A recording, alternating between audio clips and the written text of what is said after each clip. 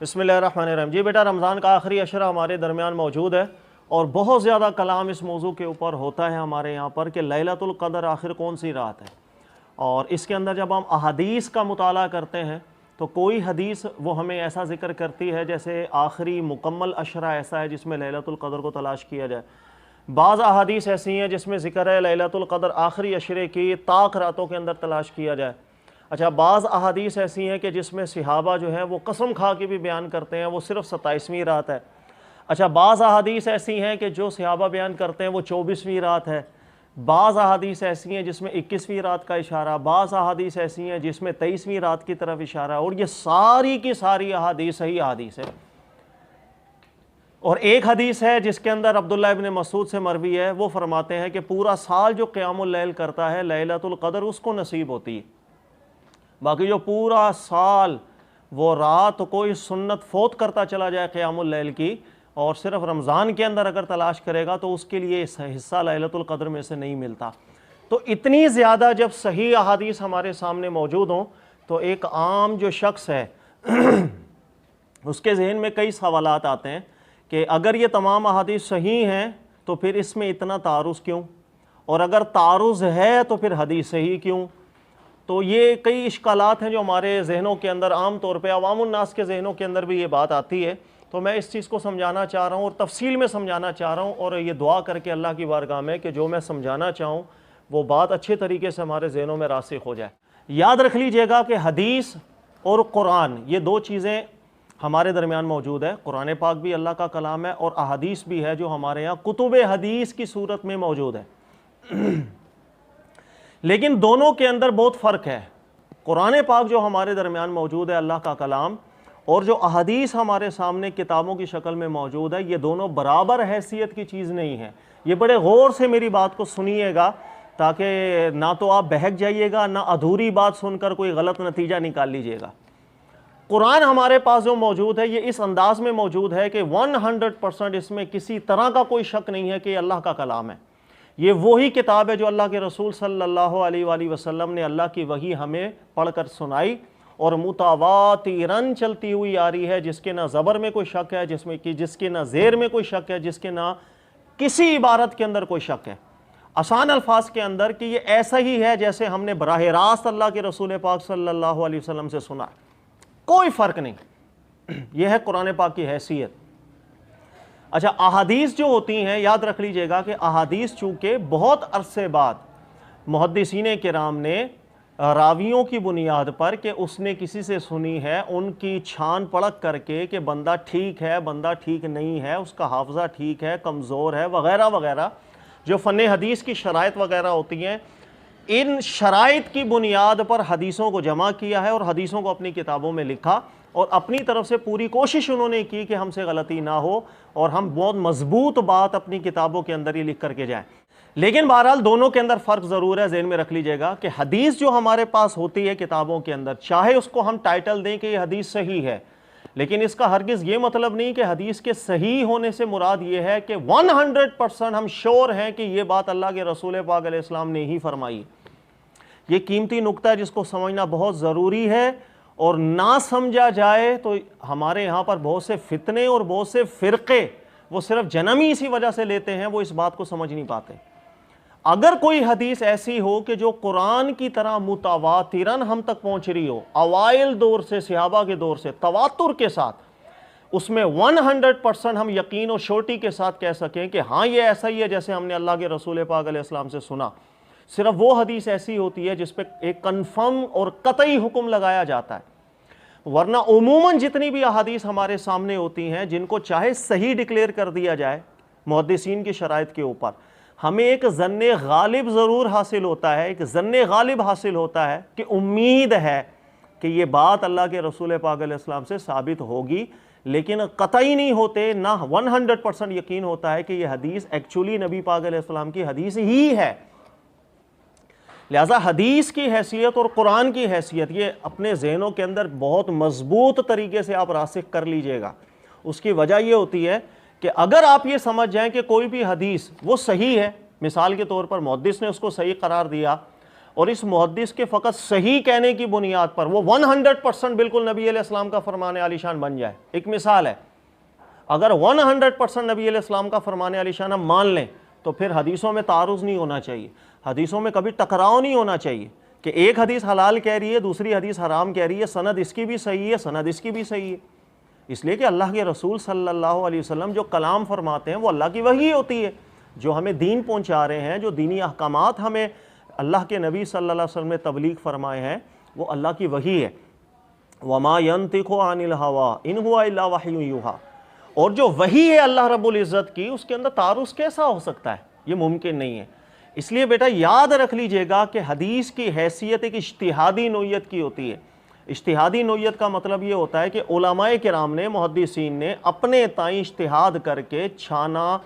تحقیق کی اور اپنے غالب گمان کے اندر اس نتیجے پر پہنچے کہ یہ حدیث ہمیں ٹھیک لگ رہی ہے اور ظن غالب ہے کہ یہ بات اللہ کے رسول پاک علیہ الصلوۃ والسلام سے ثابت ہو سکتی ہے، لیکن 100% کنفرم نہیں کہ حدیث نبی علیہ السلام کا فرمان ہی ہوگا. یہ بات ذہن میں رکھ لیجئے گا. یہی وہ وجہ ہے کہ بہت سی حدیثیں ایسی ہوتی ہیں کہ سند اس کی بالکل ٹھیک ہوتی ہے، یعنی محدثین نے جو شرائط رکھی ہیں ان شرائط کے اوپر حدیث بالکل ٹھیک ہوتی ہے، لیکن اس کے متن کے اندر ایسی بات آ جاتی ہے جس کو تمام کے تمام علماء کرام، ہر ایک مسلمان اس کو ریجیکٹ کر جاتا ہے. اس کی بہت سی مثالیں ہیں جو آئے بغائے میں اپنے لیکچرز کے اندر سمجھاتا چلا جاتا ہوں. اور اس حیثیت کو جو لوگ نہیں سمجھ پاتے وہ بلا وجہ احادیث کی بنیاد کے اوپر کہ جب اس کا متن ثابت نہیں ہو رہا ہو، چاہے محدثین کی شرائط کے اوپر حدیث ٹھیک ہو لیکن اس کے متن پہ کہیں نہ کہیں اعتراض آ رہا ہوتا ہے، اس بنیاد پر وہ امت کو گمراہ یا امت کو بدعتی یا امت کو فاسقی کے فتوے لگانا شروع کر دیتے ہیں. اور یہ ایک نہایت درجے کی کم علمی ہوا کرتی، نہایت درجے کی کم علمی ہوتی ہے. لہذا یہ بات ذہن میں رکھ لیجئے گا کہ حدیث کی حیثیت وہ نہیں ہوتی ہے جو قرآن پاک کی ہے. میں اس حدیث کی بات کر رہا ہوں جو کتابوں کی شکل میں ہمارے پاس موجود ہے. یہ بات ذہن میں رکھیے گا. حدیث بمانا یہ نہیں جو اللہ کے نبی علیہ السلام نے فرمایا. اللہ کے نبی علیہ الصلوۃ والسلام سے جو کچھ ہم سنیں، خدا کی قسم سرے خم تسلیم، اس میں نہ کوئی شک ہوگا نہ کوئی شبہ ہوگا. لیکن ہم تک جو حدیثیں ملی ہیں کتابوں کے ذریعے، یہ براہ راست اللہ کے نبی علیہ السلام سے سنی باتیں نہیں ہیں، بلکہ یہ ایک راوی ہے. مثلا ایک محدث ہے، اس کو ایک راوی ملا اور اس راوی نے آ کر کے بتایا کہ میں نے یہ حدیث فلاں سے سنی تھی، اس نے بتایا تھا یہ حدیث میں نے فلاں سے سنی تھی، اس نے اپنے دادا سے سنی تھی، دادا نے یہ حدیث صحابی سے سنی تھی اور صحابی کہہ رہے تھے کہ میں نے یہ نبی پاک علیہ الصلوۃ والسلام سے سنی. تو یہ جو حدیث جو ہمارے یہاں کتب حدیث کے اندر موجود ہوتا ہے، اس کے اندر پوری ایک چین ہوتی ہے جو کبھی 8 افراد پر مشتمل ہے، کبھی 10 افراد پر مشتمل ہے، کبھی 4 افراد پر مشتمل ہے. لہٰذا یہاں پر جس حدیث کو ہم ڈسکس کر رہے ہیں وہ جو اس چین کے ذریعے راوی سے ہم سن کر بیان کر رہے ہیں، اس کی وجہ یہ ہوتی ہے کہ راوی جملے کی ادائیگی میں فرق بھی ڈال سکتا ہے. صحابی نے نہ جانے کیا بات کی ہو، سامنے سننے والے نے سننے میں فرق لے آیا ہو، پھر اس نے جب آگے کسی کو حدیث سنائی ہو، الفاظ میں فرق آ گیا ہو، وہ فرق چلتا چلتا ہم تک پہنچا ہو، ممکن ہے. اس لیے ہمیشہ یاد رکھ لیجئے گا کہ حدیث کو سند کے اعتبار سے اور متن کے اعتبار سے، دونوں اعتبار سے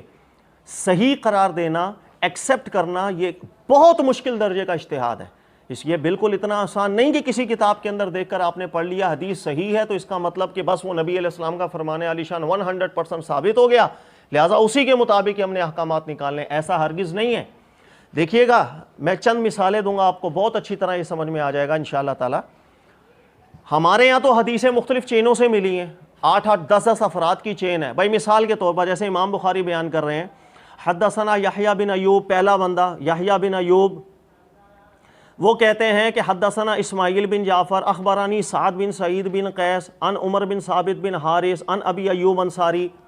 یعنی کہ 4 5 یہاں پر افراد کی ایک چین ہے. یعنی اسماعیل بن جعفر، یحییٰ بن ایوب کہہ رہے ہیں کہ میں نے یہ حدیث سنی تھی اسماعیل بن جعفر نامی شخص سے.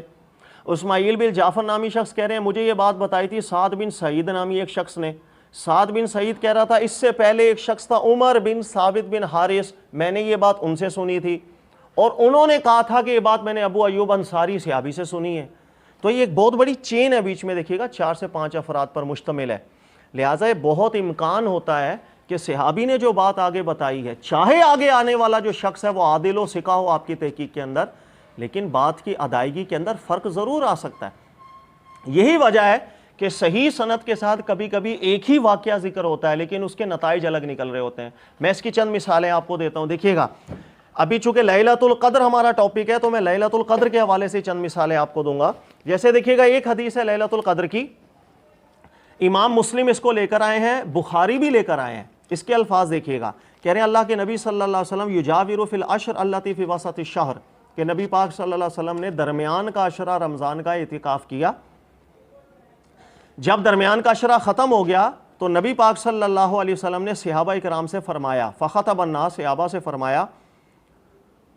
کہ انی کنت اجاور هذه العشر، کہ ہم نے درمیان کا عشرہ اعتکاف کیا، ثم بدا علی ان اجاور هذه العشر الاواخر، کہ پھر ہمیں ظاہر ہوا کہ ہم جس کی تلاش میں بیٹھے ہیں یعنی لیلۃ القدر وہ آخری عشرے کے اندر ہے۔ فمن کان اعتکف معی فلیبت فی معتکفی، لہٰذا جو اعتکاف کرنا چاہے وہ آج کی رات بھی اعتکاف ضرور بیٹھے، ٹھیک ہے۔ پھر نبی پاک علیہ السلام نے فرمایا وقد رأیت هذه الليلة فانسیتها فالتمسوا في العشر الاواخر في كل وتر وقد رأیتنی اسجد في ماء وطین، کہہ رہے ہیں اللہ کی طرف سے ہمیں بتا دیا گیا کہ لیلۃ القدر کے اندر ہم عبادت کر رہے ہیں اور ہم ایسی عبادت کر رہے ہیں کہ ہم نے سجدہ کیا تو ہماری پیشانی پر پانی بھی لگ گیا اور مٹی بھی لگ گئی۔ یہ ایک واقعہ امام مسلم لے کر آئے۔ اچھا، یہ واقعہ امام مسلم جو لے کر آئے ہیں اس کے راوی ابو سعید خدری صحابی ہیں۔ اچھا دیکھیے گا آگے کہہ رہے ہیں کہ جب ہم رات میں اعتکاف بیٹھ گئے، 20ویں کا دن تھا، رات 21ویں کی تھی یعنی 21ویں تاک رات تھی، ابو سعید خدری کہتے ہیں مطرنا لیلۃ 21، 21ویں رات تھی، فواقف المسجد فی مصلی رسول اللہ صلی اللہ علیہ وسلم فنظرت الیہ وقد انصرف من صلاۃ الصبح ووجهه مبتل طین وماء، کہہ رہے ہیں اس رات نبی علیہ السلام نے عبادت کی، ہم بھی اعتکاف بیٹھ گئے، صبح کے نبی علیہ السلام نے جب فجر کی نماز پڑھی تو بارش ہوئی، جب بارش ہوئی تو پانی گرا نبی پاک علیہ السلام کے مصلی پر، جب نبی علیہ السلام نے سجدہ کیا تو نبی علیہ السلام کی پیشانی مبارک پر پانی بھی لگ گیا، مٹی بھی لگ گئی۔ اور صحابی کہتے ہیں کہ جب 21ویں رات کی فجر صبح پڑھ کر نبی علیہ السلام مڑے ہیں تو اللہ کے نبی علیہ السلام نے جو ہمیں رات کو فرمایا تھا کہ ہمیں اللہ کی طرف سے بتایا گیا کہ ہم نے سجدہ کرنا ہے، وہ سجدہ ہوگا پانی پر اور مٹی پر، تو ہم نے اپنی آنکھوں سے دیکھ لیا کہ نبی پاک صلی اللہ علیہ وسلم کی پیشانی پر پانی بھی لگا ہوا تھا، مٹی بھی لگی ہوئی تھی۔ تو میں یہ واقعہ میں نے اس لیے سنا ہے، صحیح ہے، محدثین کی شرائط پر سند بالکل ٹھیک ہے، لیکن اس واقعے کے اندر ذکر یہ ہے کہ وہ رات 21ویں کی تھی۔ ابو سعید خدری صحابی کہہ رہے ہیں وہ رات 21ویں کی تھی، تاک رات جس کے اندر یہ واقعہ ہوا۔ اچھا آپ دیکھیے گا یہی واقعہ امام مسلم اور لے کر آئے ہیں، وہ بھی سند صحیح کے ساتھ لے کر آئے ہیں، اس کی سند بھی بالکل ٹھیک ہے، محدثین کی شرائط کے اوپر بالکل ٹھیک ہے۔ اچھا وہ واقعہ عبداللہ بن انیس صحابی کے ساتھ مروی ہے، وہ کہتے ہیں انا رسول اللہ صلی اللہ علیہ وسلم قال اریت لیلۃ القدر ثم انسیتها، ہمیں لیلۃ القدر اللہ کی طرف سے دکھائی گئی تھی خواب میں، اور ہمیں خواب میں یہ بھی دکھایا گیا تھا کہ ہم صبح کی نماز پڑھ رہے ہوں گے اور ہم سجدہ کریں گے تو وہ پانی اور مٹی ہماری پیشانی پر لگے گا۔ پھر صحابی کہتے ہیں فمطرنا لیلۃ 23، 23ویں رات کو جب رات عبادت کی صبح فجر کی نماز نبی علیہ السلام نے پڑھی، فانصرف وان اثر الماء وطین علی جبہتی ونفی، تو نبی پاک علیہ السلام کی پیشانی مبارک پر بارش کی وجہ سے پانی اور مٹی کے اثر ہم نے خود دیکھے۔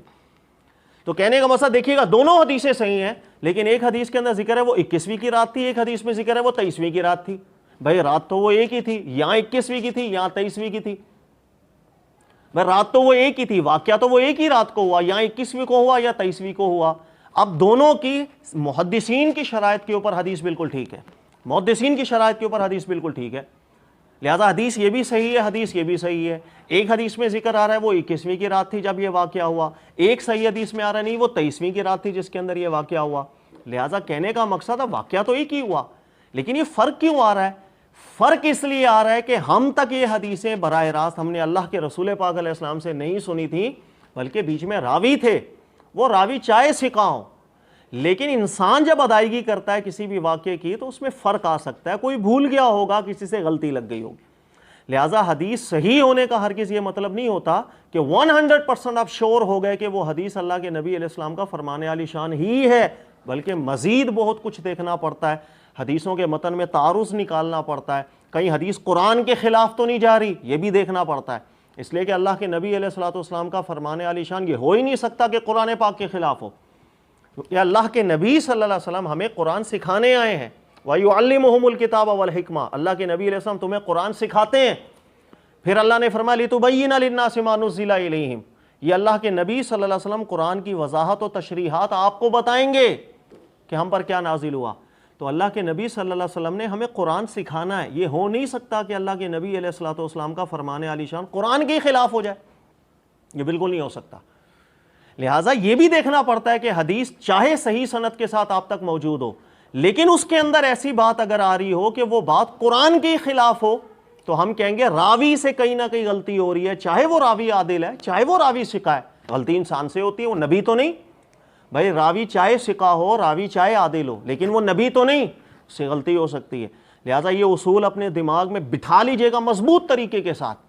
کہ حدیث کے صحیح ہونے کا ہرگز یہ مطلب نہیں ہوتا کہ 100% وہ اللہ کے نبی پاک علیہ السلام کا فرمان عالی شان ہے۔ ایک غالب ظن پیدا ہوتا ہے بس۔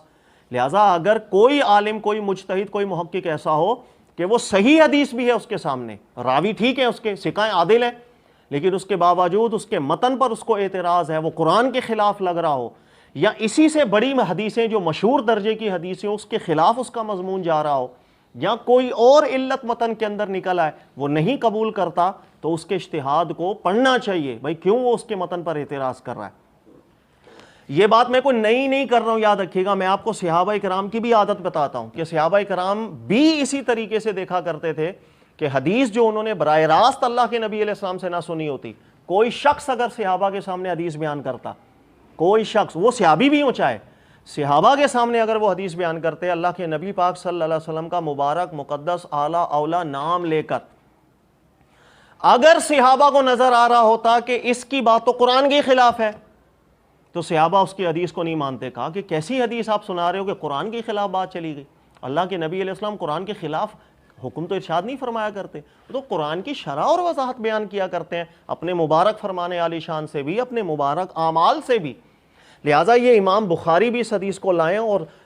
بہت بڑے محدثین اس حدیث کو لائے ہیں، اور بڑا مشہور واقعہ ہے، میں آپ کو سنا دیتا ہوں۔ واقعہ یہ ہے کہ حضرت عمر فاروق رضی اللہ تعالیٰ عنہ، ان کے دور میں ایک کیس آیا ان کے سامنے کہ ایک شخص ہے، اس نے بیوی کو 3 طلاقیں دے دی تھیں، اور 3 طلاقیں جب دے دیں تو ظاہر ہے بیوی پر جو اب مطلقہ ہو گئی ہے اس پر عدت بھی ہے، اور عدت کے اندر اس نے کہاں رہنا ہے؟ ہمارا دین حکم دیتا ہے شوہر کے گھر میں عدت گزارنی ہے، اور اس عدت کا نفقہ بھی شوہر کے اوپر لازم ہوتا ہے۔ یہ اللہ نے قرآن پاک میں فرمایا، دیکھیے گا،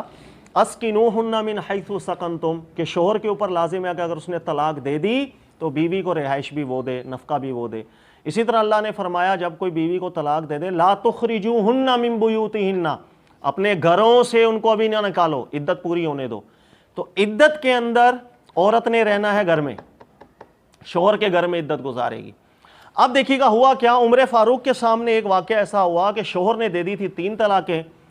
تو بیوی کہہ رہی تھی عدت کا میں نے کہاں گزارنی ہے، تو عمر فاروق رضی اللہ تعالیٰ عنہ نے ان کو بتایا کہ عدت آپ نے شوہر کے گھر میں گزارنی ہے، اور اس عدت کا نان اور نفقہ شوہر کے ذمے ہے۔ جب آپ نے یہ بات کی تو ایک خاتون تھی، فاطمہ بنت قیس ان کا نام تھا، وہ کھڑی ہو گئیں۔ اب یہ صحابی ہیں، غور کیجئے گا، یہ صحابی ہیں، وہ کھڑی ہو گئیں، اور کھڑی ہو کر کے عمر فاروق سے کہتی ہیں کہ آپ کا فیصلہ اللہ کے نبی صلی اللہ علیہ وسلم کی حدیث کے خلاف ہے۔ عمر فاروق نے کہا بھائی کیوں؟ تو فاطمہ بنت قیس نے کہا کہ لم یجعل لہا سکنا ولا نفقہ، کہ اللہ کے نبی صلی اللہ علیہ وسلم کے پاس میرا یہی کیس گیا تھا کہ میرے شوہر نے جب مجھے 3 طلاقیں دے دی تھیں تو عدت اور نفقے کی بات آئی تھی، تو اللہ کے نبی صلی اللہ علیہ وسلم نے مجھے عدت بھی شوہر کے گھر میں نہیں گزارنے دی تھی، اور مجھ پر شوہر کو نان نفقہ بھی میرے اوپر لازم نہیں رکھا تھا، یعنی شوہر اس کو نان نفقہ بھی دے گا نہیں، اور عدت بھی کہا تھا اپنے گھر میں جا کے گزارو، شوہر کے گھر میں عدت نہیں گزارنی۔ اب ایک صحابی ہیں، غور کیجئے گا، فاطمہ بنت قیس صحابیاں ہیں۔ اب یہاں پر بات اللہ کے نبی علیہ السلام سے براہ راست صحابہ نے نہیں سنی، ایک بیچ میں راوی ہے، اور راوی بھی ثقہ ہے، عادلہ ہے، صحابی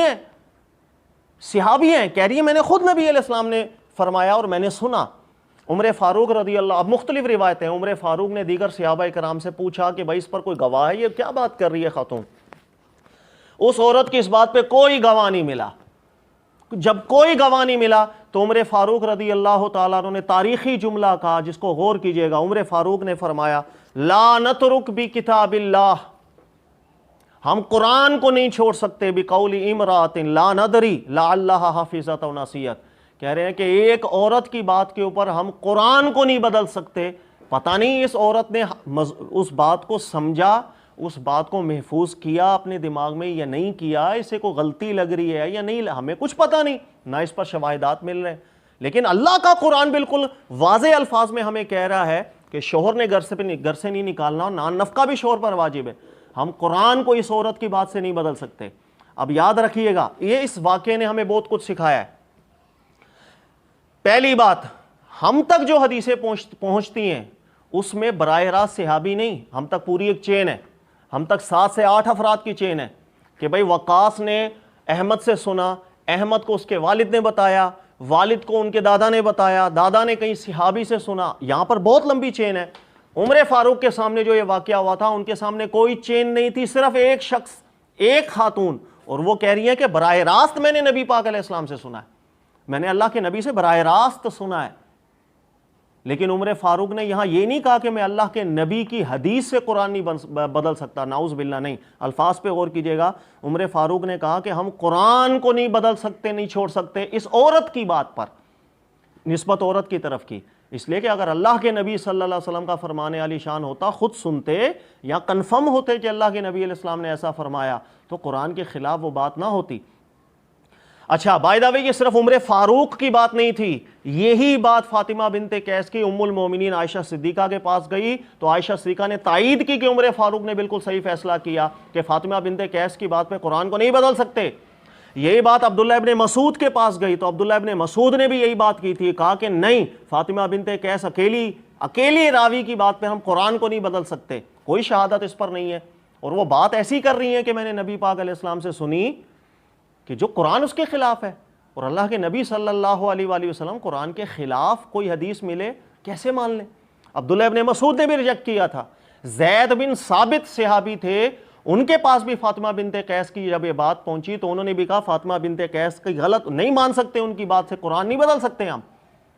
تو حدیث کے اوپر سب سے بڑا اعتراض یہ آتا ہے اگر اس کا متن قرآن کے خلاف چلا جائے۔ اس لیے یاد رکھیے گا، کئی حدیثیں ایسی ہوتی ہیں کہ جس کی سند ٹھیک ہوتی ہے لیکن اس کی بات ہی قرآن کے خلاف ہوتی ہے، نہیں مانی جا سکتی، ہم اس کو رد کریں گے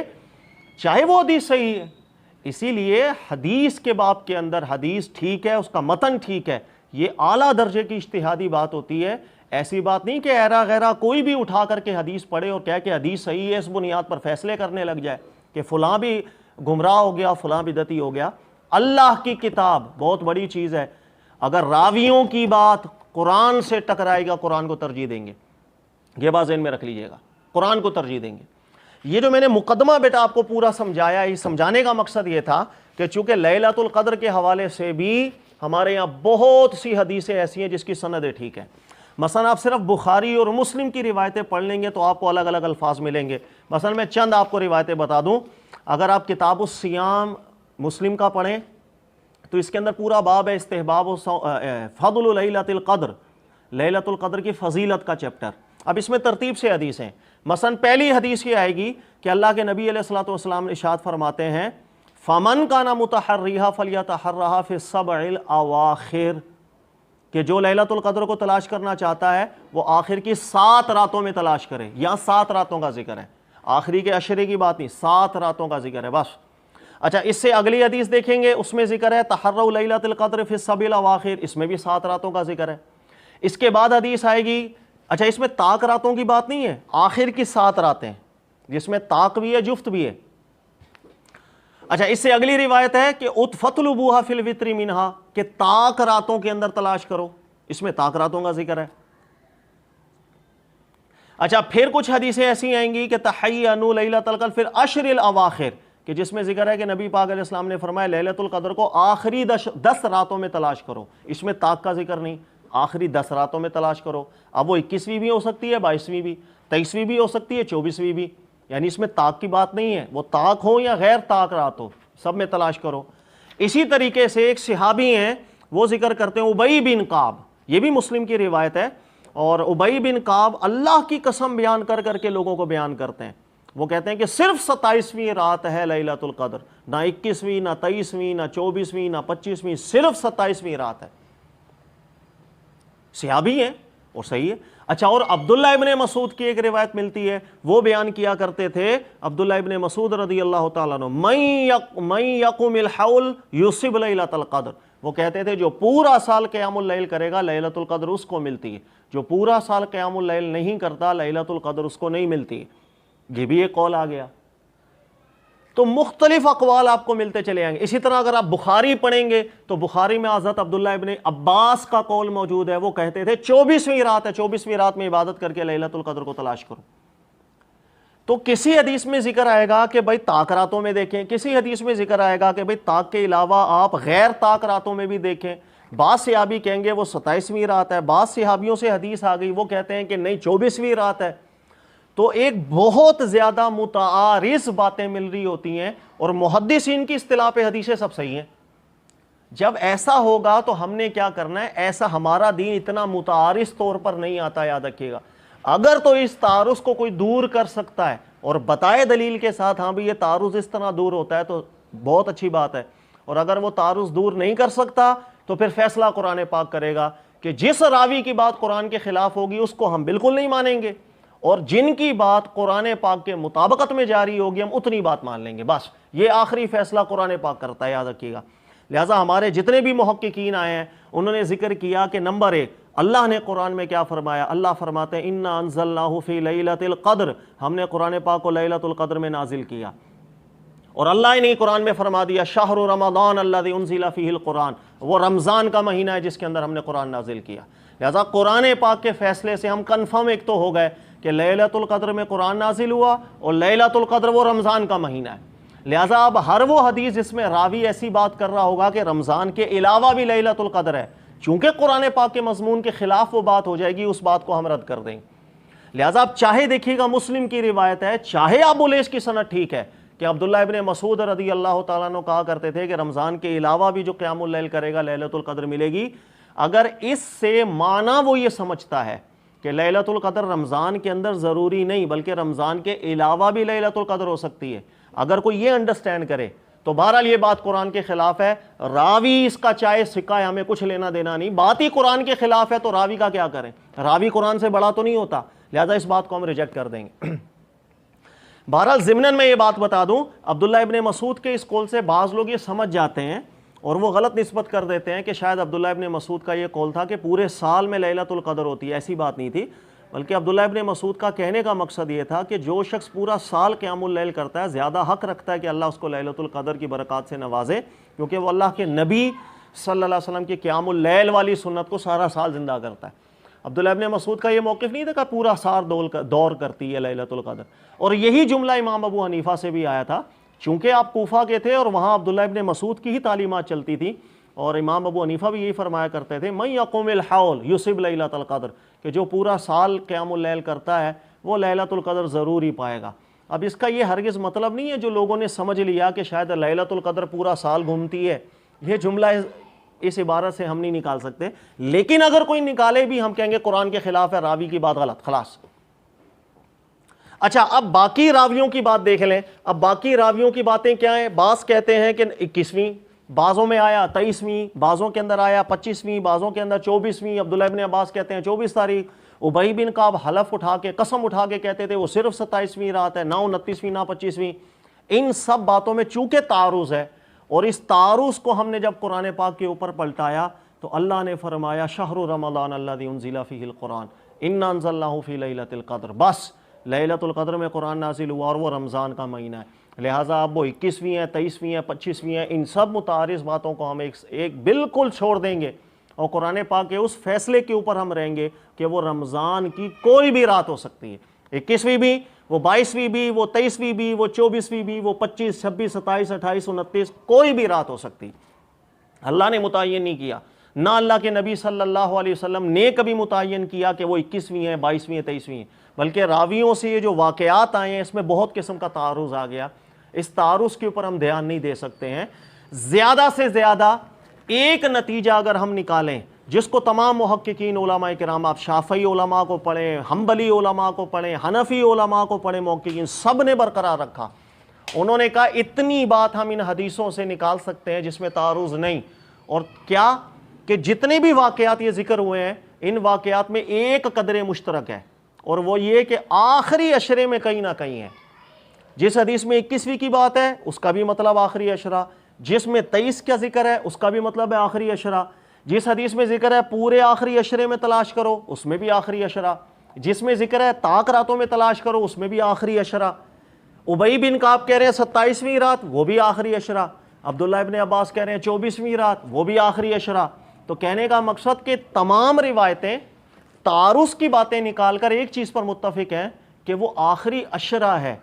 اور آخری عشرے میں لیلۃ القدر ہونا یہ قرآن کے خلاف بھی نہیں ہے، کیونکہ آخری عشرہ ہے تو رمضان کے مہینے میں ہی، اور اللہ نے فرمایا شہر رمضان الذی انزل فیہ القرآن، وہ رمضان کا مہینہ تھا۔ تو آخری عشرہ ماننا چونکہ قرآن کے خلاف نہیں جا رہا، لہٰذا یہ وہ قدر مشترک ہے جس قدر مشترک کو ہم مان سکتے ہیں، بس اس کے بعد کوئی حتمی بات نہیں کی جا سکتی کہ کوئی حضرت ابی بن کعب والی روایت سے راوی کی بات کو قبول کر کے کہے صرف 27ویں رات ہے، یا وہ عبداللہ ابن عباس والی روایت کی راوی کی بات کو قبول کر کے بولے صرف 24ویں رات ہے یا 23ویں یا 21ویں، بالکل نہیں، بلکہ وہ آخری عشرہ زیادہ سے زیادہ آخری عشرہ، اس کی طاق رات بھی ہو سکتی ہے، اس کی غیر طاق رات بھی ہو سکتی ہے، بس یہ وہ نتیجہ ہے جس کے اوپر جزم پیدا ہوگا۔ اس کے علاوہ جتنی بھی متعارض روایات ہیں ان پر کسی پر بھی جزم پیدا نہیں کر سکتے ہم۔ اللہ تعالیٰ بیٹا سمجھنے کی توفیق دے۔ میں نے ایک بہت بڑا اصول سمجھایا ہے، اللہ کی بارگاہ میں دعا بھی کرتا ہوں کہ یہ اصول اچھے طریقے سے ہمیں سمجھ میں بھی آئے، تاکہ ہم اس کے بعد بھی کوئی ٹاپک ڈسکس کریں جس کے اندر احادیث میں اسی طرح کا تعارض مل رہا ہو، تو ہم جان سکیں کہ حدیث کے صحیح ہونے کا ہرگز یہ مطلب نہیں ہوتا کہ آگے آنے والی بات، آگے ذکر ہونے والی بات 100% ثابت ہے کہ اللہ کے نبی علیہ السلام نے ایسا ہی فرمایا، بلکہ وہ کبھی قرآن کے بھی خلاف مضمون ہو جاتا ہے، نہیں ماننی پڑتی وہ باتیں۔ صحابہ اکرام کا یہ طریقہ رہا تھا کہ اگر کوئی روایت کرتا ان کے سامنے حدیث کو قرآن کے خلاف ہوتی، نہیں ایکسیپٹ کرتے اس کو، کیسے قرآن کے خلاف بات کو مان لیا جائے۔ اللہ تعالیٰ بیٹا عمل کی توفیق دے، سمجھنے کی توفیق دے۔ جزاک اللہ۔